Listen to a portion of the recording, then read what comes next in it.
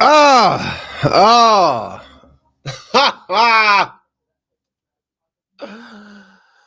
oh, Tar Heel Nation. Oh my.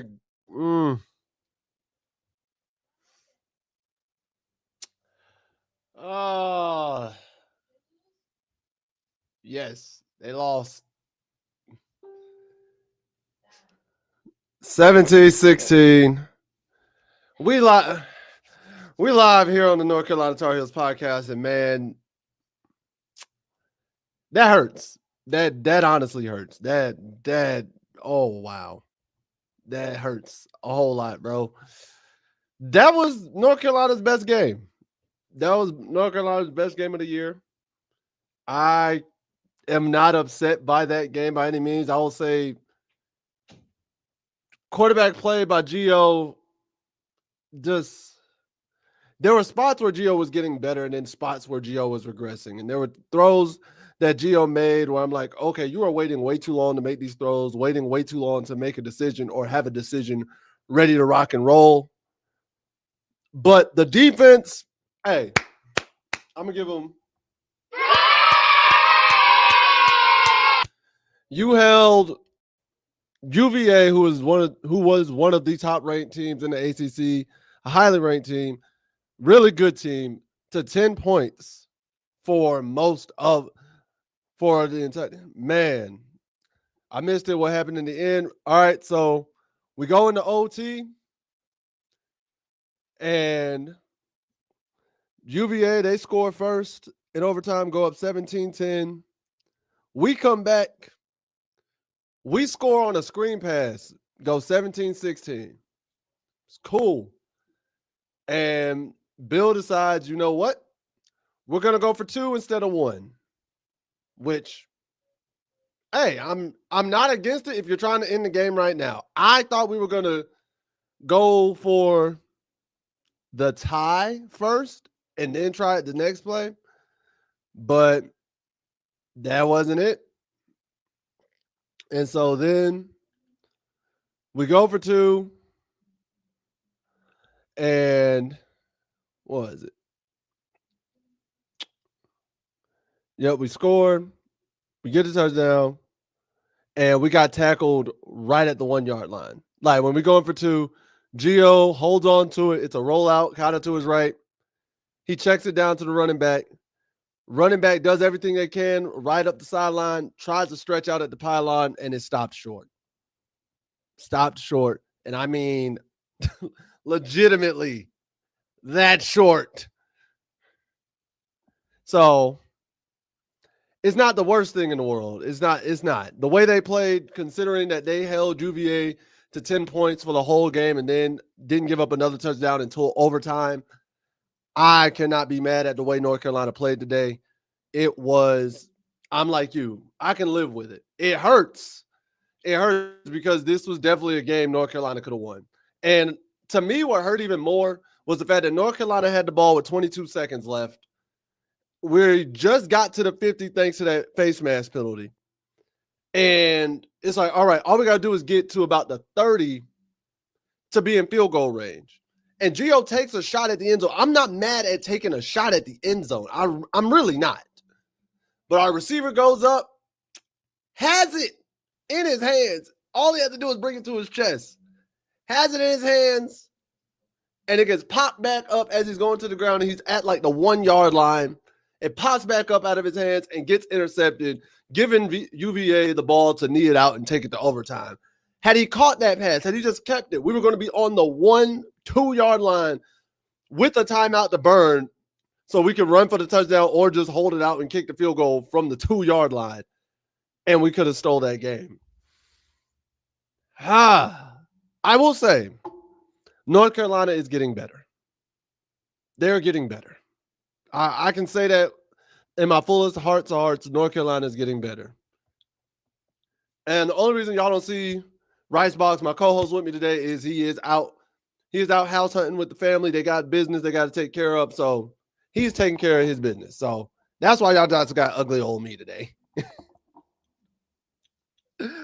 But man, overall, I can't be too mad at this game. When I look at the stats and I look at just the box score and team stats and things of that nature, Gio Lopez threw for 200 yards today. Threw for 200 yards, 208 yards. He went 23 of 36, 1 touchdown, 2 interceptions. So I can't be mad at that. Jordan Shipp had 7 receptions for 67 yards. Then Benjamin Hall, he had 50 yards on how many carries? 11 carries. So that's not a horrible day. Oh, man. We got 3 sacks from Abujude. We got 3 sacks from him. Kamori House had 7 tackles. When I'm just looking at this, man. Like we had more total yards with 353 to their 259. They won the turnover battle as they only had 1 turnover to our 3. We had 20 first downs to their 16. We had 6 penalties for 56 yards. They had 5 penalties for 65 yards. We went 5 of 15 on 3rd down. They went 7 of 18. Then we went 1 for 1 on 4th down. They went 0 of 1 on 4th down. And we won the time of possession, 32 minutes to 33 seconds to their 24 minutes and 27 seconds. So on paper, we should have won this game. That's what hurts to me.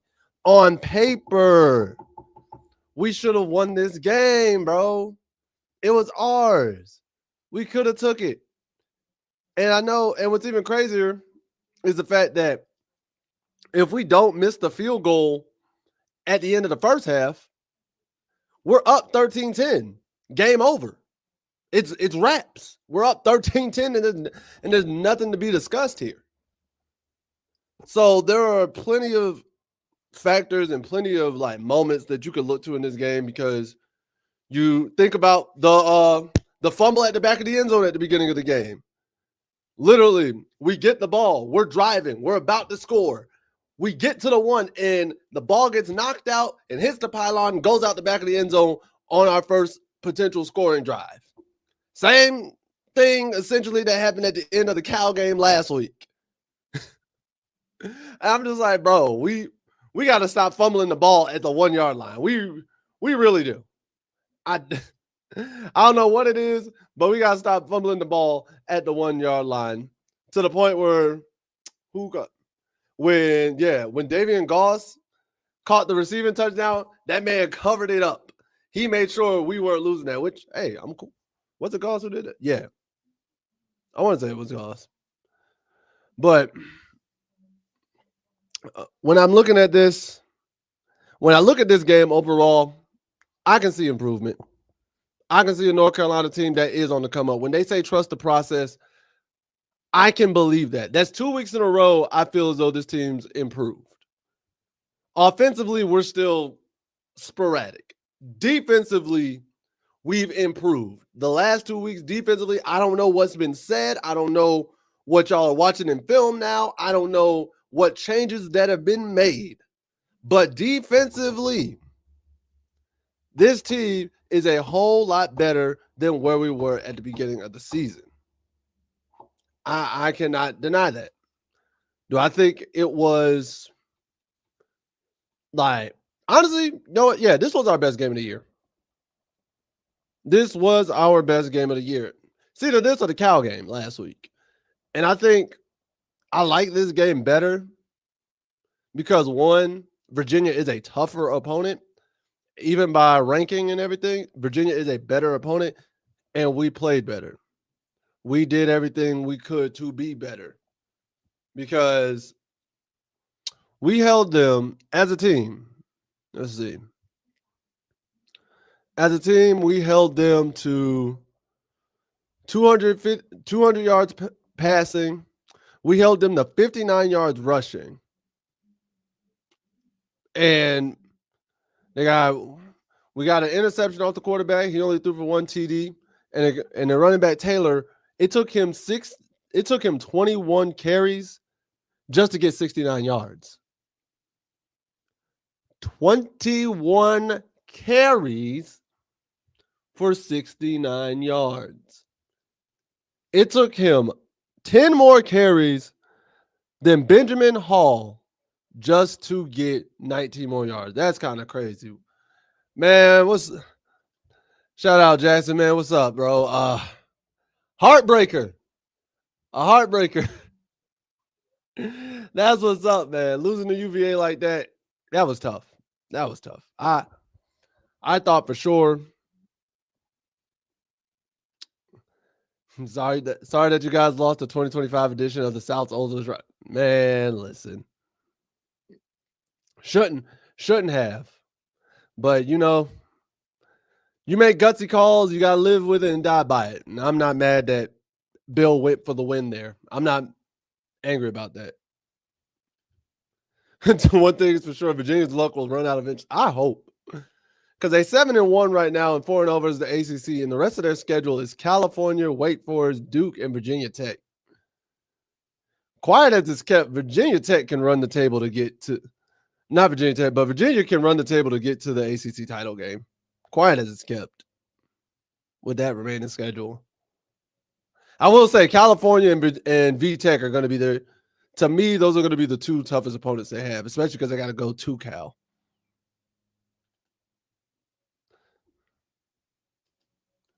Virginia will screw up against Wake or VT. Wake Forest, I think, is on the low. Where's Wake Forest at right now? Oh, Wake Forest 4-2. Oh, I can see that. I can actually see that. I can actually see that now. Now that you say it, okay, I can see them not taking Wake Forest seriously and them tripping up over Wake Forest. I can actually see that now. But man, it's just tough because this win, I feel as though would have done a lot for North Carolina, would have done a lot for Bill, would have done a lot for the program, and showcase that they're going in the right direction. Almost beating Cal last week in Cal on a short week, then coming around and beating 16-ranked Virginia. That would have been like, yeah, see, it took us some time. It took us some weeks. It took us, obviously, practices and games to figure out our rhythm and our flow, but we are growing. We are getting there. We are going in the right direction. So man, this sucks. This sucks, bro.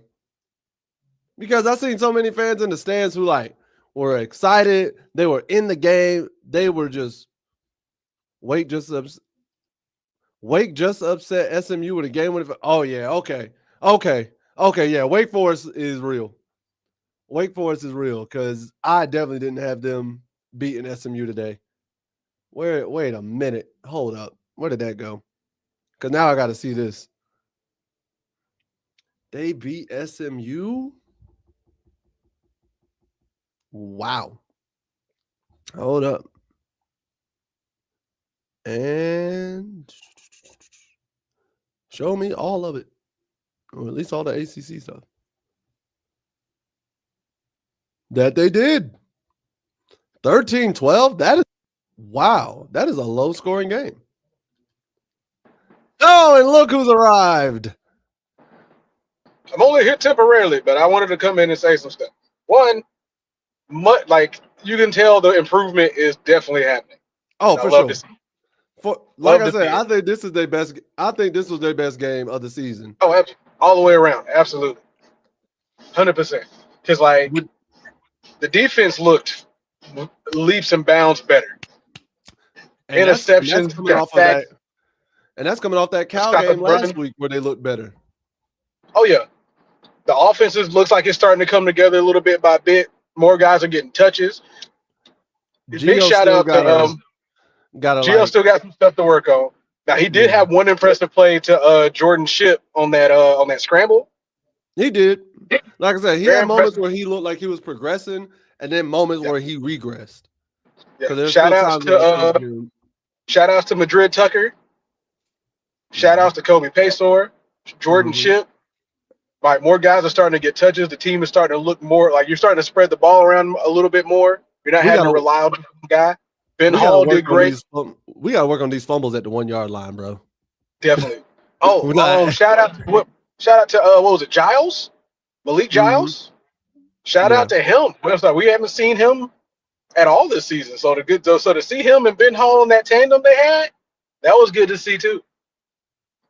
So like I said, so I'll say this at this point, I think the process Bill is starting to change the narrative a little bit. The process is starting to set in. And that's what I was saying earlier. I was like, man, honestly, if they had got this win, I thought that would have done a whole lot more, because it's like, all right, now we're settling in. We're figuring stuff out. We've gotten to practice. We figured out the rhythm. We figured out the flow, and we're really starting to figure out this college football landscape and figure out how to operate here. And even with a close loss like this, it still shows that growth that we've had. Well, not just a close loss. It was a close loss against the 16th ranked team in the country. Facts. And the bad part is, y'all would have beat them had you not just thrown that interception at the end. And to be honest, the interception was just a tipped ball at the end. I'm about to say, had that interception not happened off that tip pass, it would it'd have been game over. It'd have been game over. Because it's like, you missed the field goal going into halftime. You lost a touchdown that you didn't get because you fumbled at the 1. Then the interception off a tip pass right at the end. There were multiple opportunities North Carolina easily could have stole this game. And we talked about it Tuesday that one of the biggest things they needed for a key to victory was limiting turnovers. We said it before. Because that even though, the defense was getting you turnovers, you can't keep turning the ball right back. You can't keep giving the ball right back. Literally, right after they got a fumble, or an interception, two plays later, they threw an interception. Like 2 plays later, I was like, you can't do that, bro. Like that's what kills you. It was that one, and then you had that interception in the red zone with about 10 minutes left in the fourth. Yeah. So it's like you can't have mistakes like that. Side note, like I said, the ref did steal a PI. Side note, the ref they really did. He stole an interception from us because there was no PI on that play. Anyway. I'm like, because I saw it. I'm like, where? I was like, where? PI where? That's what I'm saying. He's like 15. Even the commentator's like, I don't see a 15. Where are we? What are we talking about? And even if you are looking at the play right there, where's the PI? Now, I will say this. They should have called PI on the touchdown pass that UVA tried in OT. That back fade. I missed that one. Okay, so what happened was they went with a back fade, a back corner like pylon fade, and the UVA receiver is looking back. Our DB is not turned his head at all. He's got his hands on bro, never turns his head, hits bro before the ball even gets there. They didn't call PI at all. I'm like, if you were going to call it, that's the PI you should have called on. Because it's like, at that point, I couldn't have even been mad at it. Be like, yep, you know what? That's PI. It happened. So can't even be aggressive. But when I looked at this team today, this is the team that everybody was expecting of Bill. You might not win every game, but you can make games with teams that are ranked or good Power 4 teams competitive. You look like you belong. You're gonna look competitive. It's like you look competitive. You look like you want to be there, and like you look like you're hanging into these games. So this is the team that we were expecting that we were expecting when we was coming into the offseason. And from the way they're building, this is the team we should be expecting, if not more, from by the time. So like the ACC win's gonna happen by the end of the season. At this rate, it should for sure. And like I said, Jordan. Gio threw for 208 today. Don't know if I told you that. So we finally got a 200-yard. We finally got a 200-yard passing game. Yeah, but I gotta go. Got some business to handle.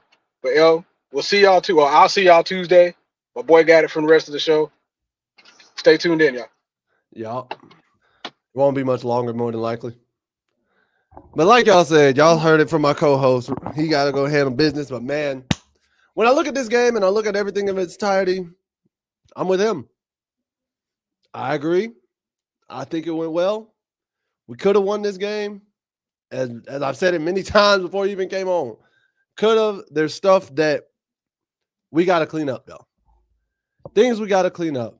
But overall, Tar Heel Nation, be happy. it might sound bad, and it's like, what you mean be happy about a loss? Bro, be happy because it seems like it's finally clicking. It's finally getting there, and it's finally looking better. And that's what we want. That's all we want. That's all we expected once Belichick was hired. Make this team better. Make this team great. If you thought Bill was automatically going to come in here and run the table, sorry, not sorry. You're kind of delulu land.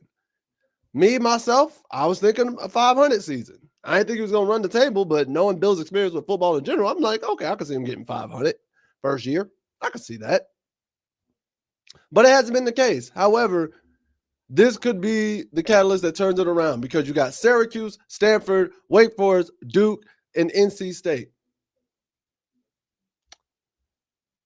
Y'all, we could still finish 6-5. Now, am I guaranteeing 6-5? No, I'm not.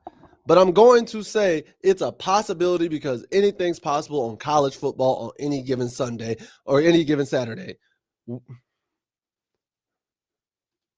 Same.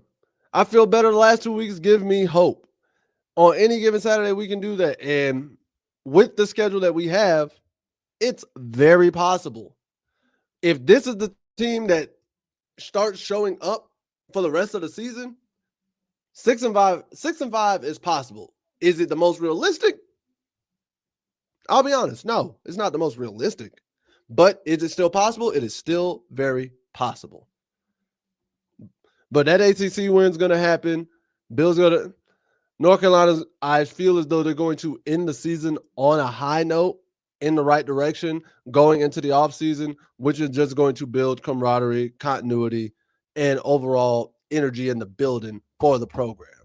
So that's how I'm feeling about it when it's all said and done. But tough loss today. Let's see what the rest of the ACC is looking like right now. As we all saw, flipping SMU got upset by Wake Forest, which is, to me, crazy. Pittsburgh and North Carolina are playing right now. Pittsburgh's up on, or North Carolina State. Pittsburgh is up on NC State right now. Still have Boston and Louisville later. You still have Stanford and Miami later. Georgia Tech beat Syracuse 41-16. Good God. And then Virginia Tech actually beat California 42-34 last night. I didn't even see that. So that's kind of wild. So the ACC is becoming kind of like a Wild West. You don't know who's going to get beat on any given day. You really don't. And that, to me, is what makes college football so great. Is when you don't know what's going to happen, you tune in anyways. You tune in anyways. Like if we look at the landscape right now, let's see. Ole Miss beat Oklahoma. Memphis beat number 18 South Florida today. Indiana beat Indiana's number 2 in the country. Wow. Okay. Did not know that. Or I wasn't paying attention to them like that. Then you got Alabama, South Carolina playing right now. Washington's up 7-0 on 23 Illinois. BYU and Iowa State are tied 7-7. And then Vanderbilt and Missouri are 0-0 right now across the board. So this is about to be interesting. Guys, Tar Heel Nation, feel good about today. Feel good in the direction we're going. And things look like they're about to get better. So hopefully that's how this goes. But I'll end today's episode. That's all I have for today's live show. If you enjoyed this, please make sure you like, share, subscribe, and hit that notification bell so you can always be notified of when we go live and when these videos are dropping on this channel. And it's always Tar Heel Nation. Please be sure to join us every Tuesday at 9 p.m. for the live North Carolina Tar Heel podcast with me and my co-host Ricebox26. Join us here. You can also follow us at our own personal channels. Mine is at Tornado McCray. His is at, and I'll make myself a little bit smaller. Yep, there you go. His is at Ricebox_26. Mine is at Tornado McCray. You can always follow us there, guys, if you want to see our own personal content and things like that. But with all that being said, hey, North Carolina Tar Heel Nation, peace. Much love to all you. Take care. Later days. Have a great day. And go Heels as always.